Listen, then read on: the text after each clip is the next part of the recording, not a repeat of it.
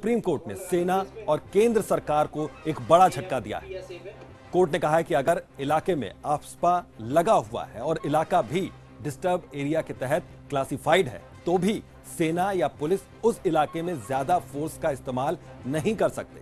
यही नहीं, supreme court ने कहा है कि क्रिमिनल कोर्ट को एनकाउंटर मामलों के ट्रायल का पूरा अधिकार है। कोर्ट ने यह भी साफ कर दिया है कि सेना और पुलिस के ज्यादा फोर्स और एनकाउंटरों की स्वतंत्र जांच होनी चाहिए। कौन सी एजेंसी ये जांच करेगी, इसका फैसला कोर्ट बाद में तय करेगा। सुप्रीम कोर्ट ने यह फैसला मणिपुर फर्जी एनकाउंटर मामले में दी गई याचिका पर सुनवाई करते हुए दिया है। तो डिस्टर्ब एरिया में भी यह निर्देश मान्य होगा। आफ्स्पा पर सेना को बड़ा झटका सुप्रीम कोर्ट की ओर से लगा है। सुप्रीम कोर्ट ने एक बड़ा फैसला दिया है। तो सुप्रीम कोर्ट ने सेना और पुलिस को आदेश दिया है कि ज्यादा फोर्स इस्तेमाल न किया जाए, उस पर पाबंदी लगाई है।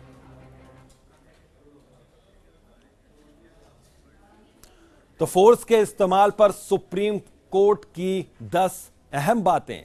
डिस्टर्ब एरिया में भी ज्यादा फोर्स के इस्तेमाल पर पाबंदी, सख्ती के लिए सेना और पुलिस ज्यादा बड़ी कार्रवाई नहीं कर सकती।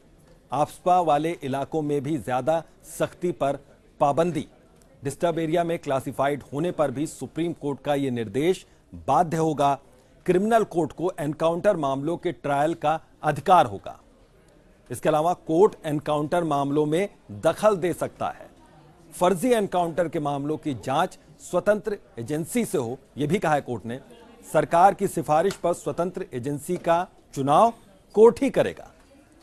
मणिपुर के 1528 एनकाउंटरों की जांच होगी। अमाइकस क्यूरी से 62 मामलों की स्टेटस रिपोर्ट सुप्रीम कोर्ट ने मांगी है।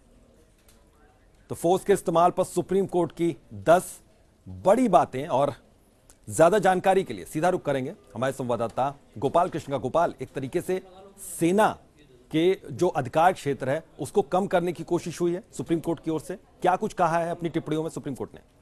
जी बिल्कुल, जस्टिस मदन बी लोकुर की बेंच ने यही कोशिश की है कि सेना का जो अधिकार है उसको कम किया जाए, क्योंकि लगभग एक दशक में 1528 लोगों का इनकाउंटर किया गया है मणिपुर में।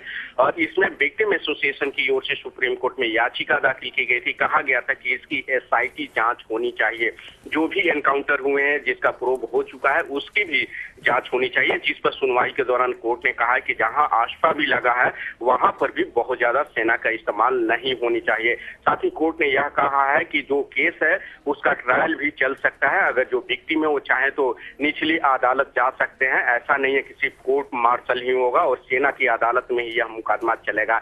यानी कि कहीं ना कहीं सेना का जो अधिकार है उसको कम करने की सुप्रीम कोर्ट ने कोशिश किया। और कोर्ट ने साथ ही कहा कि जो 62 मामले हैं, जिन मामलों में सुप्रीम कोर्ट में याचिका दायर की गई है, उसको लेकर के सुप्रीम कोर्ट ने अमाइकस क्यूरी से रिपोर्ट मांगी है कि उसकी क्या फिलहाल स्थिति है। जी, और इस रिपोर्ट के बाद अगर किसी तरीके का कोई संज्ञान लिया जाता है कोर्ट की ओर से, उसके लिए कोई समय मुकर्रर किया गया है? देखिए, सुप्रीम कोर्ट ने हालांकि समय नहीं दिया है, लेकिन सुप्रीम कोर्ट ने यह भी साफ कर दिया है कि जो एसआईटी की मांग की गई थी उसमें क्या इस सभी मामले की जांच एसआईटी से कराई जाएगी या नहीं कराई जाएगी, कौन सी स्वतंत्र एजेंसी होगी जो इस केस की जांच करेगी, सुप्रीम कोर्ट इसके लिए बाद में अपना आदेश जारी करेगा। जी, बहुत बहुत शुक्रिया इस तमाम जानकारी के लिए।